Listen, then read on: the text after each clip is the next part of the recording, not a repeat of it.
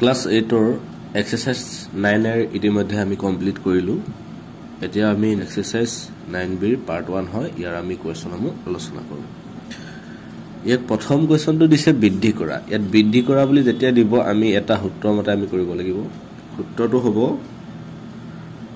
বৰ্ধিত মান যিটো বৃদ্ধি হ'ব ঠিক আছে আমি হেতু লিখিব লাগিব ওপৰত থাকিব 100 যোগ শতকৰা যিমানখিনি বৃদ্ধি হৈছিল আমি লিখিব লাগিব শতকৰা বৃদ্ধি ঠিক আছে আৰু তলত হ'ব 100 আমি হৰণ কৰিব লাগিব পূৰ্বৰ মান যেটো আছিল আমি হেতু বহাম এই সূত্ৰটো মতে যদি আমি বহাও তেতিয়া এটো হ'ব বৰ্ধিত মানটো কেনেকৈ পাম চোৱা 100 টো থাকিবই যোগ শতকৰা বৃদ্ধি কিমান আছে ইয়াত 215% হয়নে 15% যেতিয়া বৃদ্ধি হ'ব আমি কি লিখিব লাগিব ইয়াত 15 টো যেটো হ'ব বৃদ্ধি আমি ইয়াত পাতিব লাগিব পূৰণ আৰু ইয়াত তলতো 100 হ'বই আৰু পূৰ্বৰ অৰ্থাৎ 200 টো আমাক দিছে আমি 200 কৰিম ঠিক আছে এটো তোমালোকে বেছি জটিল ভাবে ললে অলপ বুজি পাবলৈ অসুবিধা হ'ব গতিকে তোমালোকে কেনেকৈ কৰিবা মই দেখাই দিম তোমালোকক ইয়াত হ'ব 100 যোগ 15 হলে 115 আৰু 100 হ'ব পূৰণ 200 ইয়াৰ শূন্য কটাকটি যাব ওপৰত থাকিব 115 আৰু এটা 2 থাকি গল গতিকে 2 লিখিম 115 লগত 2 পূৰণ কৰিলে হ'ব 230 অৰ্থাৎ আমি লিখি গম পালো যে 200 যদি 15% বৃদ্ধি কৰা হয় তেতিয়া আমি পাম 230 তোমালোকে সূত্ৰ যদি মনত নাথাকে কি কৰিবা চোৱা তলতটো 100 হৰণ কৰিব লাগিব যেতিয়া শতকৰা কথা হ'ব ঠিক আছে হেতু শতকৰা হ'ব আৰু কিমান বৃদ্ধি হৈছে 15% গতিকে কিমান হ'ব ওপৰত 100 লগত 15 যোগ কৰিলে কিমান হ'ব 115% পূৰণ আৰু পূৰ্বৰ মান যেটো মান নামা উলিয়াবলৈ দিছে হেতু আমি পূৰণ কৰি দিম বাকিখিনি কটাকটি কৰা তোমালোকে মই ভাবো জানা 2 নম্বৰটো আছে 12ক 6% কৰিলে হ'ব আমি পুনে উলিয়াম 6% কৰিলে হ'ব 100 লগত 6 এটা যোগ হ'ব তলত 100 হ'ব পূৰণ 1200 উত্তৰটো মতে তাৰ পিছত হ'ব 100 যোগ 6 হলে 106 হ'ব তলত 100 থাকিব আৰু এফালে থাকিব 1200 1200 শূন্য দুটা তলৰ 100 শূন্য দুটা কটাকটি যাব ওপৰত থাকিব 106 পূৰণ 12 আৰু এই দুটা পূৰণ কৰিলে হ'ব 1272 1200 যদি 6% বৃদ্ধি কৰা হয় তেতিয়া হ'ব 1272 তেনেকৈ 3 নম্বৰটো আছে 20 টকাক 25% কৰিলে হ'ব ওপৰত চোৱা 100 লগত 25 যোগ কৰিলে 125 হ'ব আৰু তলত 100 হ'ব আৰু 720 পূৰণ হ'ব লগত ইয়াৰ শূন্য কটাকটি যাব 5 ৰে যাব 5 দুগুণ 9 5 25 125 2 36 72 ওপৰত থাকিব 25 পূৰণ 36 25 আৰু 36 পূৰণ কৰিলে হ'ব 100 টকা লিখিব পাৰা 900 টকা বুলি 4 নম্বৰটোত আছে 1350 মিটাৰক 5% 105 হ'ব 100 লগত 5 যোগ কৰিলে তলত হ'ব 100 পূৰণ 1350 শূন্য এটা যাব 5 ৰে যাব 5 দুগুণ 10 5 দুগুণ 10 5 গুণ 5 21 বাৰ গ'ল ঠিক আছে ওপৰত থাকিব 21 পূৰণ 1350 135 আৰু তলত থাকিব 2 এটা 2 আছিল তলত গতিকে 2 হ'ব এটো 21 আৰু 135 পূৰণ কৰিলে হ'ব 2835 আৰু তলত হ'ব 2 আৰু এটো হৰণ কৰিলে হ'ব 1417.5 ঠিক আছে ইয়াৰ এটো আনসাৰ হ'ব সে হ্ৰাস কৰা অৰ্থাৎ আগৰটো আছিল বৃদ্ধি কৰা এতিয়া হ্ৰাস কৰা অৰ্থাৎ বিয়োগ কৰা ঠিক আছে তে আমি বিয়োগ কৰিম 3ক 4% আমি হ্ৰাস কৰিলে হ'ব 4 হলে কি হ'ব 1 ৰ পৰা 4 গলে হ'ব 96 তলত থাকিব 100 পূৰণ 300 ইয়াৰ শূন্য কটাকটি যাব 96 into 3 96 আৰু 6 পূৰণ কৰিলে হ'ব 6 3 18 9 3 27 288 হ্ৰাস কৰিলে হ'ব 288 3ক যদি 4% হ্ৰাস কৰা হয় তেতিয়া হ'ব 288 2 নম্বৰত আছে 1500 8% 1508% কৰিলে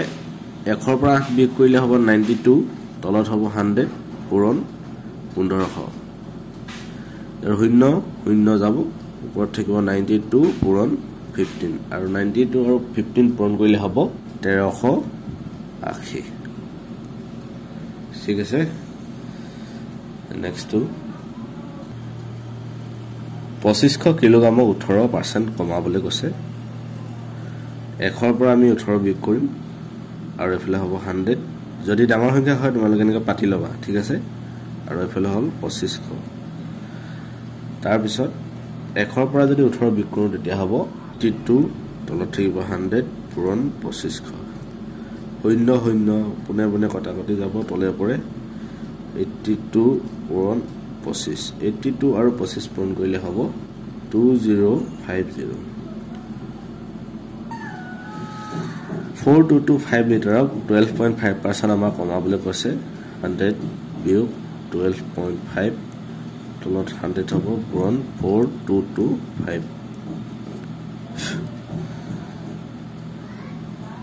100 পৰা 12.5 বিয়োগ কৰিলে হ'ব 87.5 তলত হ'ব 100 পূৰণ 4225 87.5 আৰু 4225 পূৰণ কৰিলে হ'ব 369687.5 ঠিক আছে আৰু তলত হ'ব 100 আৰু এটো 100 হৰণ কৰিলে হ'ব 3696.875 লিটাৰ লিখিব পৰা এককটো ঠিক আছে এটা আমাৰ আনসাৰ বাকি এতিয়া আমি পিছৰখিনি কৰো 3 নম্বৰখিনি 3 নম্বৰত কৈছে এটা ৰেডিঅ'ৰ মূল্য 8% বৃদ্ধি কৰা হ'ল ৰেডিঅ'ৰ পূৰ্বৰ মূল্য যদি 900 টকা হয় তেন্তে নতুন মূল্য কিমান আমাক দিয়া আছে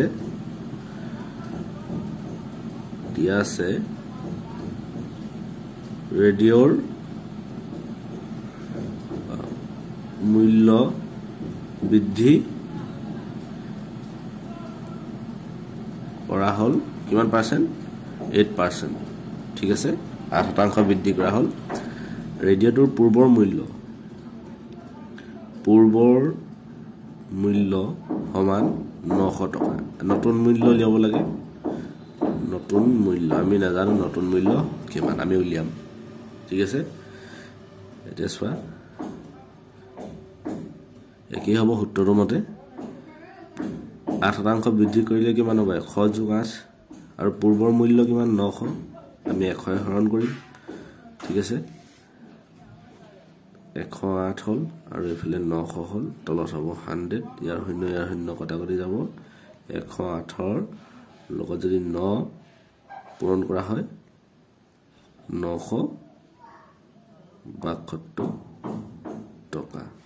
ঠিক আছে এতেকে নতুন মূল্য হ'ব 972 টকা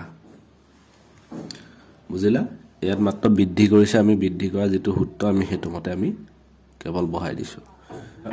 এটা আলমিৰাৰ মূল্য 12% বৃদ্ধি কৰাৰ পিছত মূল্য 8736 টকা হ'ল গৈ আলমিৰাটোৰ পূৰ্বৰ মূল্য কিমান আছিল আমি ধৰি লম ধৰা হ'ল আলমিৰাৰ পূৰ্বৰ মূল্য সমান x দি হ'ল কিমান মূল্য কিমান বৃদ্ধি হ'ল 12% যেটো কৈছে পিছত মূল্য 8736 টকা হ'লগে হেতু হ'ব নতুন মূল্য হ'ব 8736 টকা এতিয়া আমি উলিয়াব লাগিব পূৰ্বৰ মূল্য কিমান আমি সূত্ৰমতে বহাম নতুন মূল্য সমান কি হ'ব 100 যোগ যেটো আমাৰ বৃদ্ধি হৈছিল কিমান হৈছিল 12% বৃদ্ধি হৈছিল 100 আৰু আমাৰ কি হ'ব পূৰ্বৰ মূল্য আমি কি ধৰিছিলো x আমি নাজানো এটা উলিয়াম নতুন মূল্য কিমান হৈছিল 8736 ৰ পুনে পুনে বহালো নতুন মূল্যৰ তাৰ পিছত 112 হ'ল ইয়াত 100 পূৰণ x এতিয়া চোৱা 8736 এফালে থাকিব কিমান 112x মানে 112 লগত x পূৰণ হৈছে আৰু তলত হ'ব 100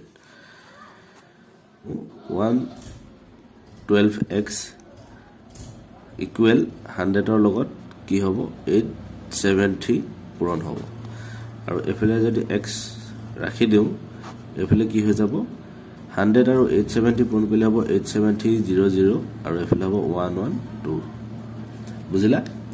ইয়াত 6 এটা থাকি গৈছে ঠিক আছে ইয়াত 6 এটা থাকি গৈছে 6 দিবা 87360 হ'ব ঠিক আছে আৰু 112 যদি ইয়াক হৰণ কৰো তেতিয়া হ'ব 7800 টকা অৰ্থাৎ আমি ক'ব পাৰো যে আমাৰ পূৰ্বৰ মূল্য আছিল 7800 টকা এটাকে x সমান কি আছিল পূৰ্বৰ মূল্য গতিকে আমি লিখিব পাৰো x সমান পূৰ্বৰ মূল্য সমান 7800 টকা 5 নম্বৰটো লৈ আহিছো এবাৰ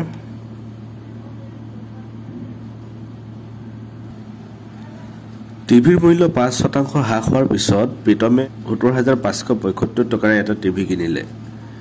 মূল্য হ্ৰাস হোৱাৰ আগত টিভিটোৰ মূল্য কিমান আছিল যেতিয়া হ্ৰাস হৈছিল যেতিয়া 5% কমি গৈছিল তাৰ আগত টিভিটোৰ মূল্য কিমান আছিল আমি উলিয়াব লাগে এই ক্ষেত্ৰত আমি কি কৰিব লাগিব চোৱা টিভিটোৰ মূল্য কিমান যেতিয়া কৈছে এটো কি হ'ব পূৰ্বৰ মূল্য হ্ৰাস হোৱাৰ আগত টিভিটোৰ মূল্য আগত কৈছে গতিকে পূৰ্বৰ হ'ব পূৰ্বৰ মূল্যত আমি উলিয়াব লাগিব ঠিক আছে আমি পুনৰবাৰ ইয়াত কৰো দিয়া আছে কি দিয়া আছে মূল্য হ্ৰাস হ'ল 5% নতুন মূল্য অৰ্থাৎ যেটো হ্ৰাস হ'ল হ্ৰাস হোৱাৰ পিছত কিনিলে নতুন মূল্য হ'ব 17575 টকা ঠিক আছে আৰু আমাৰ মূল্য হ্ৰাসৰ আগত টিভিটোৰ মূল্য কিমান অৰ্থাৎ আমি পূৰ্বৰ মূল্য উলিয়াব লাগে পূৰ্বৰ মূল্য আমি কি কৰো ধৰো পূৰ্বৰ মূল্য x টকা ঠিক আছে এটা আমি সূত্ৰৰ মতে পঢ়াও নতুন মূল্য সমান 100 বিয়োগ আমাৰ যিমান হ্ৰাস হৈছিল 5% আৰু তলত 100 হ'ব পূৰণ পূৰ্বৰ মূল্য x আৰু নতুন মূল্য হৈছে 17575 টকা পূৰণ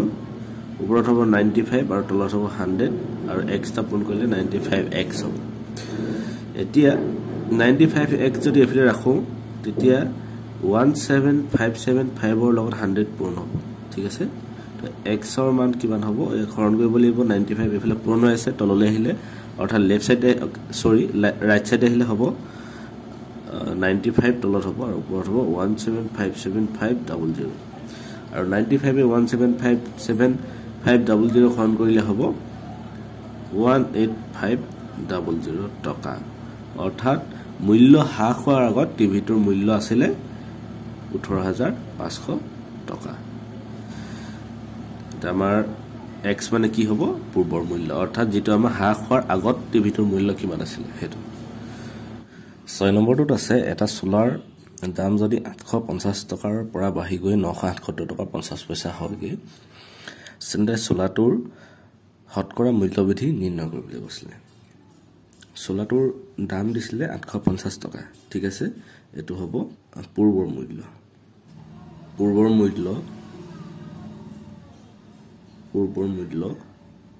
850 টকা আৰু নতুন মূল্য 977 টকা 50 পইচা তেন্তে সোলাৰটোৰ মূল্য বৃদ্ধি নিৰ্ণয় কৰে বৃদ্ধি কিমান হ'ল ইয়াত বৃদ্ধি সমান কিমান হ'ব নতুন মূল্য বিয়োগ পূৰ্বৰ মূল্য নতুন মূল্য আছিল 977 টকা 50 পইচা আৰু পূৰ্বৰ মূল্য 850 টকা এটো বিয়োগ কৰিলে হ'ব 127 টকা 50 পইচা এটো তাৰ বৃদ্ধি হ'ল এতিয়া আমাৰ হটকৰা বৃদ্ধি উলিয়াবলৈ কৈছে হটকৰা বৃদ্ধি সমান বৃদ্ধি কিমান হ'ল 127 টকা 50 পইচা তলত পূৰ্বৰ মান কোনটো আছিল আমাৰ 850 টকা পূৰণ 100 শতাংশ কাৰণ বৃদ্ধি হটকৰা উলিয়াবলৈ ক'লে আমি সদায় শতাংশটো দিব লাগিব ইয়াৰ শূন্য কটাকটি যাব ওপৰত থাকিব 127.50 into 10 আৰু তলত থাকিব 85 এটো পুনে 100 লগত পূৰণ কৰি দিলেও একেটাই হয় 1275 হৈ যাব আৰু এফালে 85 থাকিব 85 এ 1275 খন কৰিলে হ'ব 15 অৰ্থাৎ আমি ক'ব পাৰো যে 15% বৃদ্ধি হ'ল ঠিক আছে আমাৰ শতকৰা বৃদ্ধি উলিয়াবলৈ দিছিল আমি গম পালো যে 15% চলাটোৰ বৃদ্ধি হ'ল হৰিধনৰ দৰমহা বছৰি 5% বৃদ্ধি হয় বছৰি 5% বৰ্তমান হৰিধনৰ দৰমহা 35000 টকা হলে 2 বছৰ পিছত তেওঁৰ দৰমহা কিমান হ'ব ইয়াত কি দিয়া আছে আমি লিখি লম বছৰি দৰমহা বৃদ্ধি 5% তেওঁৰ বৰ্তমান দৰমহা 35000 টকা ঠিক আছে এটা 2 বছৰ পিছত তেওঁৰ দৰমহা কিমান আমি প্ৰথম বছৰটো উলিয়াই লম প্ৰথম বছৰৰ 5% বৃদ্ধি হলে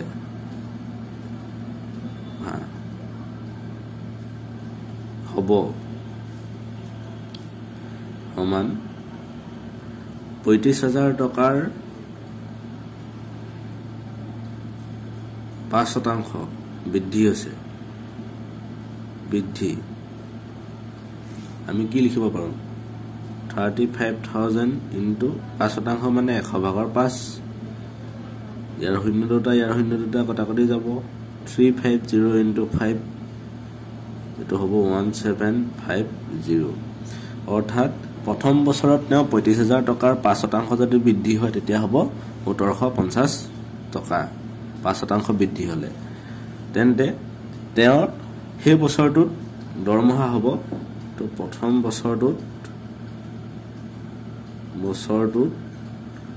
দৰমহা হ'ব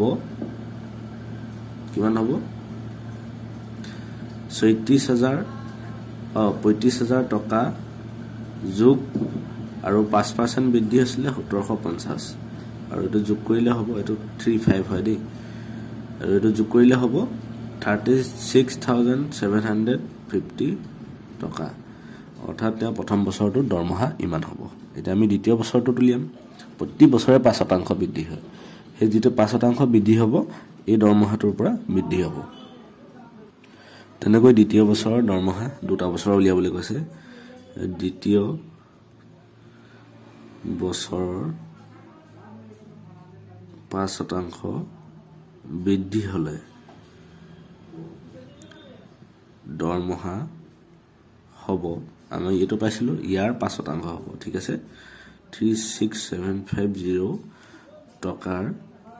5% বৃদ্ধি সমান 36750 5% বৃদ্ধি হলে কিমান হ'ব 100 ভাগৰ 5 আৰু এটো কটাকটি কৰিলে হ'ব 5 এ 100 20 বাৰ যাব ওপৰত থাকিব 36750 আৰু তলত থাকিব 20 1837 টকা 50 পইচা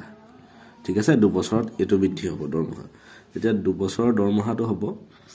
দ্বিতীয় বছৰৰ দৰমহা হ'ব কিমান হ'ব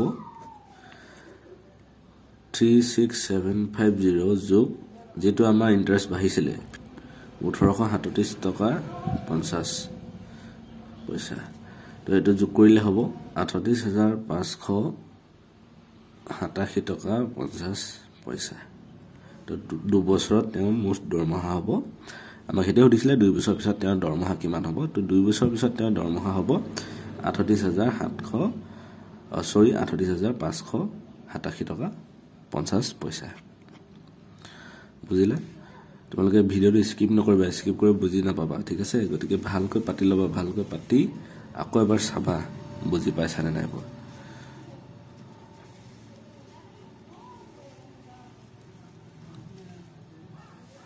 ইয়াৰ পিছত নেক্সট লৈ আহিছো 8 নম্বৰটোত কৈছে এটা সংখ্যাক 10% বৃদ্ধি কৰা হ'ল পিছত সংখ্যাটোক পুনৰ 10% হ্ৰাস কৰা হ'ল ইয়াৰ ফলত আৰম্ভণিৰ তুলনাত সংখ্যাটোৰ শতকৰা হ্ৰাস বৃদ্ধি নিৰ্ণয় কৰিবলৈ কৈছে এই ক্ষেত্ৰত আমি এটা ধৰি ল'ব লাগিব ধৰা হ'ল সংখ্যাটো x ঠিক আছে সংখ্যাটোক x ক 10% বৃদ্ধি কৰিলে হ'ব x ক 10% বৃদ্ধি কৰিলে হ'ব কি হ'ব x প্লাস কাৰণ বৃদ্ধি কৰিছে গতিকে প্লাস আহিব তাৰ পিছত x ৰ 10% ঠিক আছে এটা আমি লিখিব পাৰো x plus x into 100/10% মানে কিমান 100/10 ঠিক আছে বৃদ্ধি কৰাৰ কাৰণে আমি যোগ কৰিলো তাৰ পিছত x plus ওপৰত হ'ব 10 আৰু x পূৰণ কৰিলে হ'ব 10x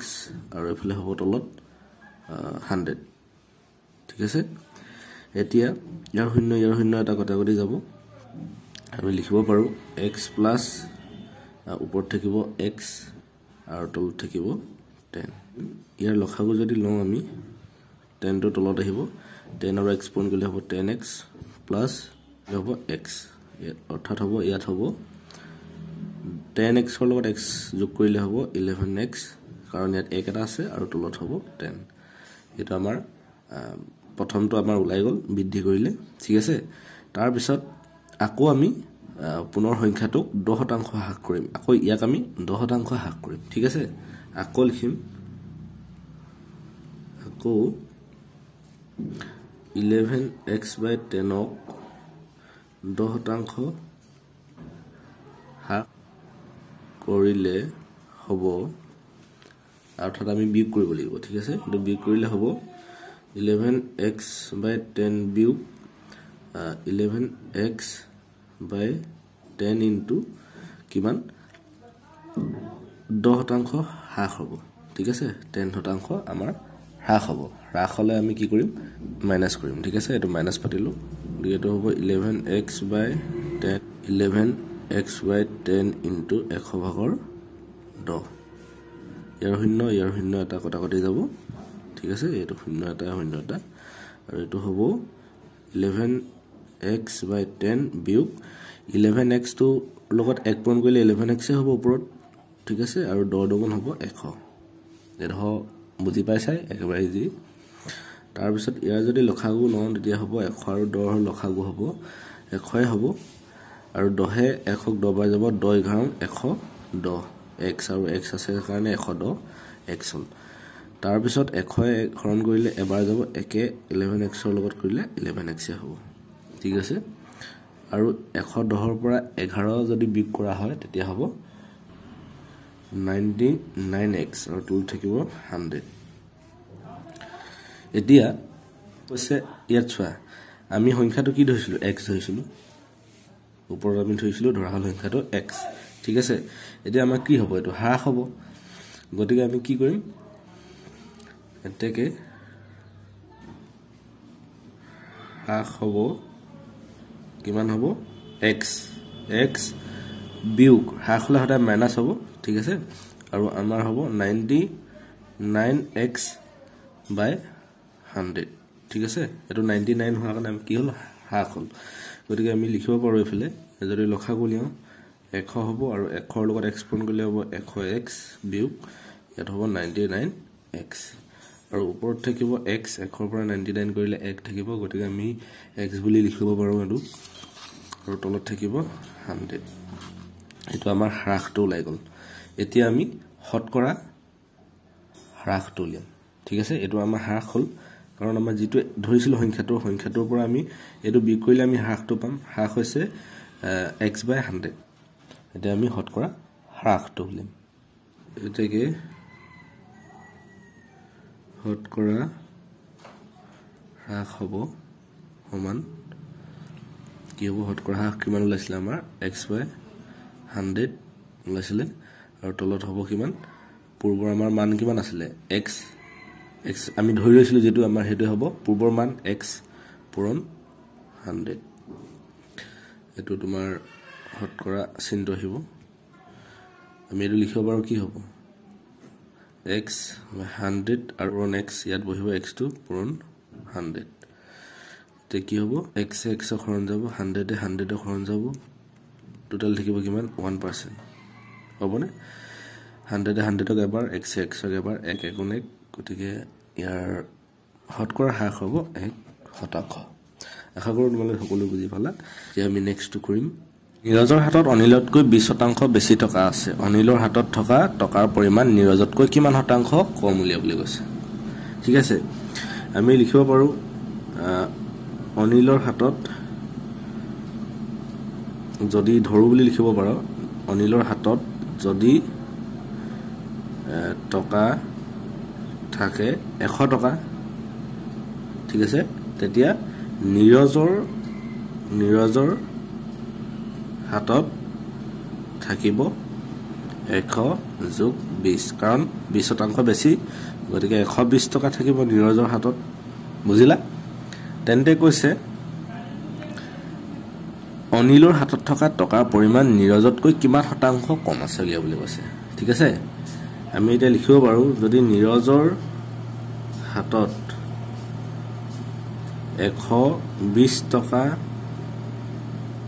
থাকে তেতিয়া অনিলৰ হাতত থাকে 100 টকা একেটাই কথা নীৰজৰ হাতত 120 টকা থাকিলে অনিলৰ হাতত 100 টকা থাকে হেতুৱে লিখিছো আমি তেন্তে নীৰজৰ হাতত যদি 1 টকা থাকে এটো কমা দিছো ঠিক আছে 1 টকা থাকে তেতিয়া হলে অনিলৰ হাতত থাকিব কিমান 120 ভাগৰ 100 টকা ঠিক আছে এটো তোমালোকে লিখিবা নীৰজৰ হাতত যদি 120 টকা একে থাকিব মাত্ৰ নীৰজৰ হাতত 1 টকা থাকিলে তেতিয়া অনিলৰ হাতত থাকিব 120 ভাগৰ 100 টকা বুজিলা এতেকে আকৌ লিখিবা কি নীৰজৰ হাতত ঠিক আছে নীৰজৰ হাতত যদি 100 টকা থাকে ঠিক আছে যদি 100 টকা থাকে তেতিয়া অনিলৰ হাতত থাকিব বুলি লিখিবা অনিলৰ হাতত থাকিব সমান 120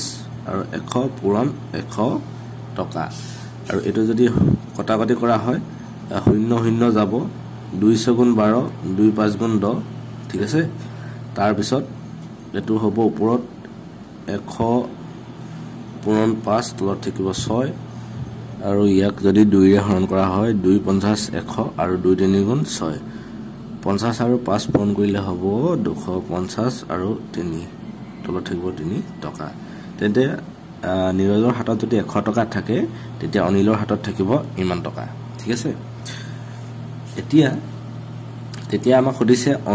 অনিলৰ হাতত থকা টকাৰ পৰিমাণ নীৰজতকৈ কিমান শতাংশ কম হৈছে এতিয়া আমি লিখিম অনিলৰ হাতত থকা টকাৰ পৰিমাণ নীৰজতকৈ এটাকে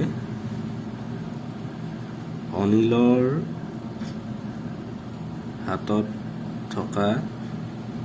টকাৰ পৰিমাণ নীৰজতকৈ কিমান কম অনিলৰ হাতত কিমান আছিল 100 টকা আছিল 100 বিয়োগ কিমান দিম 250 ওপৰত হ'ব তলত 3 এটা যদি আমি শতাংশত কৰো তেতিয়া কি হ'ব 3 আৰু 100 পূৰণ কৰিলে হ'ব 300 ওপৰত তলত হ'ব লসাগু 3 আৰু বিয়োগ 250 ঠিক আছে এটো শতাংশ হ'ব আৰু 300 ৰ পৰা 250 বিয়োগ কৰিলে হ'ব 50 আৰু তলত থাকিব 3 এটা শতাংশ চিন আহিব আৰু 3 এ 50 হৰণ কৰিলে হ'ব 16 সমষ্টি 3 ভাগৰ 2 শতাংশ অৰ্থাৎ আমি ক'ব পাৰো যে অনিলৰ হাতত থকা টকাৰ পৰিমাণ নীৰজতকৈ 16 সমষ্টি 3 ভাগৰ 2 শতাংশ কম ঠিক আছে কম কোৱাৰ কাৰণে আমি বিক কৰিলো আশা কৰোঁ তোমালোকে বুজি পাইছা এটো ধুনীয়াকৈ এটো ভালকৈ লিখিবা এটোৰ নিচিনাই মাত্ৰ ইয়াত সংখ্যাকেইটা সলনি হৈছে ঠিক আছে ইয়াত 120 ইয়াত 1 ইয়াত 100 বাকি ডখ একেই এতিয়া আমি ইয়াৰ পিছৰটো আহিছো এটো আগৰটো নিচিনা একে ধৰণে হ'ব অলপ এটো চোৱা এৰ উপাৰ্জন বিতকৈ 60% বেছি গৈছে তো বিৰ উপাৰ্জন এতকৈ কিমান শতাংশ কম গৈছে আমি ধৰি লম ইয়াত ধৰা বিৰ ধৰো বুলি লিখিবা ধৰো বিৰ উপাৰ্জন মানে আমি যদি 100 টকা ধৰো তেন্তে এৰ উপাৰ্জন হ'ব 160 টকা হ'বনে 60% বেছি গতিকে 100 ৰ লগত কি হ'ব 60 এটা যোগ হ'ব সেইকাৰণে লিখিলো 160 টকা ঠিক আছে এৰ উপাৰ্জন 160 টকা হলে বিৰ উপাৰ্জন 100 টকা এটোকে লিখিছো এৰ উপাৰ্জন 160 টকা হলে বিৰ উপাৰ্জন 100 টকা তেন্তে এৰ উপাৰ্জন যদি 1 টকা হয় তেন্তে তাৰ বিৰ উপাৰ্জন কিমান হ'ব 160 ভাগৰ 100 টকা হ'ব একেই আগৰ সেম প্ৰসেস তেন্তে এৰ উপাৰ্জন যদি 100 টকা হয় তেন্তে বিৰ উপাৰ্জন হ'ব 160 ভাগৰ 100 পূৰণ 100 ঠিক আছে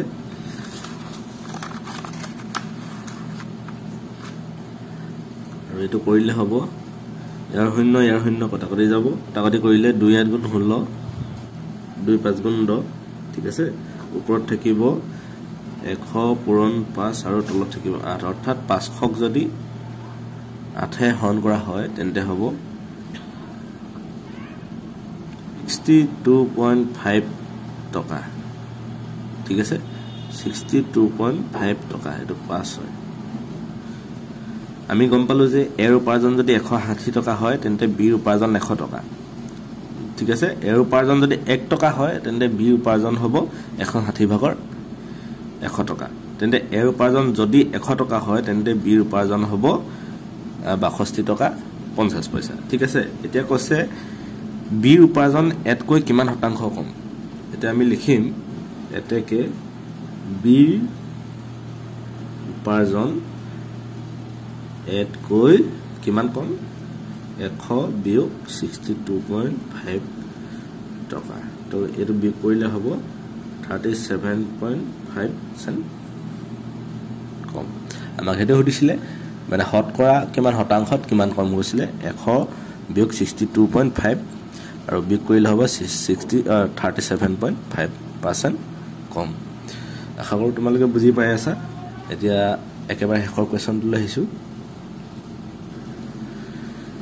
11টো আছে একেবাৰে শেষৰটো এজন মানুহৰ দৰমহা যদি 25% বৃদ্ধি হয় ঠিক আছে কৈছে যে এজন মানুহৰ দৰমহা 25% বৃদ্ধি হ'ল মানুহজনৰ নতুন দৰমহা কিমান শতাংশ কমালে তেওঁৰ দৰমহা পুনৰ আগৰ সমান হ'ব কৈছে ঠিক আছে আমি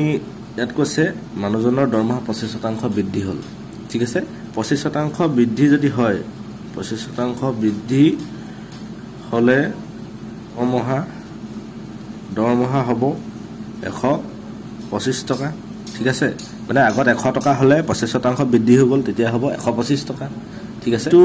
125 টকা দৰমহা এটো নতুন দৰমহাৰ তাৰ কিমান শতাংশ কমালে তেওঁৰ দৰমহা পুনৰ আগৰ সমান হ'ব কৈছে গতিকে আমি লিখিব পাৰো 125 টকাৰ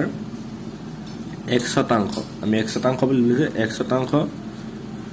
কমালে 100 টকা হয় ঠিক আছে শতাংশ কৈছে আমি হেকানে 100 ধৰিব লাগিব 100 টকা হয় তেন্তে আমি লিখিব পাৰো যে 100 বিয়োগ x অৰ্থাৎ আমাৰ 1% কমাইছো ঠিক আছে আৰু 100 পূৰণ 125 আৰু সমান কি দিব লাগিব 100 টকা আমি এটো লিখিছো 125 টকাৰ 1% কমালে 125 টকাৰ 1% কমাইছে 100 ভাগৰ 100 বিয়োগ x ঠিক আছে আৰু কমালে হয় 100 টকা এটো 100 টকা হৈছে ঠিক আছে এটা আমি লিখিব পাৰো 100 তাৰ পিছত ইয়াত চোৱা কটাকটি কৰিলে হ'ব 5 25 125 5 20 100 5 4 গুণ 20 5 5 গুণ 25 ওপৰত থাকিব 100 বিয়োগ x পূৰণ 5 আৰু তলত থাকিব 4 এফালে থাকিব 100 এতিয়া চোৱা 100 ৰ লগত 5 পূৰণ কৰিলে হ'ব 500 বিয়োগ 5 ৰ লগত x পূৰণ কৰিলে হ'ব 5x আৰু এফালে হ'ব 4 আৰু 100 ঠিক আছে এতিয়া 500 আৰু বিয়োগ 5x আমি এফালে ৰাখিম আৰু 4 লগত 100 আমি পূৰণ কৰিলে এফালে হ'ব 400 তাৰ পিছত এফালে যদি -5x ৰাখি দিওঁ এফালে 400 বিয়োগ 500 ঠিক আছে তো -5x ইকুৱেল 400 পৰা 500 না যায় গতিকে 500 পৰা 400 গলে -100 হ'ব আৰু এফালে যদি x আৰু এই মাইনাস মান কটাকটি কৰিব পৰা যদি লিখিব পৰা x ইকুৱেল 100/5 ঠিক আছে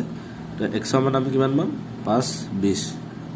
অৰ্থাৎ x মান 20% অৰ্থাৎ আমি গম পালো যে x মান আমি এটো যেটো ধৰি লৈছিলো 125 টকাৰ 10% 1% কমালে 100 টকা হয় ঠিক আছে এটো x মান কিমান ওলালে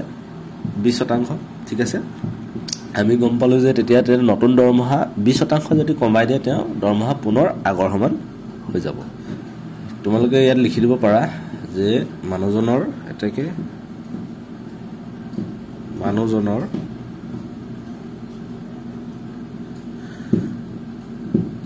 নতুন দৰমহা 20% কমালে তেওঁৰ দৰমহা পুনৰ আগৰ সমান হ'ব